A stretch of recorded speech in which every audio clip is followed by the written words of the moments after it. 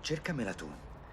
Ne voglio una calda, con una buona temperatura corporea. Lo sapevi che la temperatura dell'uomo è più alta di quella della donna? Niente freddo ai piedi, né letteralmente né metaforicamente.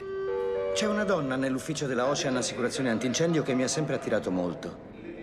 Porta spesso vestiti in tessuto a quadri, ma non è scozzese. Sono certo che è norvegese. Tu conosci qualche vichinga? La maggior parte degli scandinavi parla la nostra lingua. I vichinghi probabilmente sono scomparsi da 1000 anni. Guarda, siamo sorvegliati. Ti sembro colpevole di qualcosa?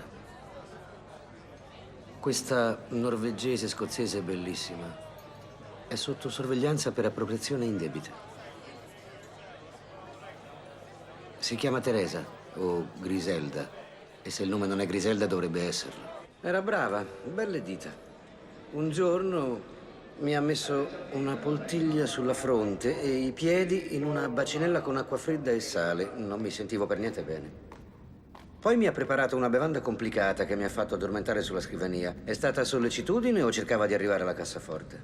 È stata accusata e poi credo incriminata. Devo vedere che cosa posso fare.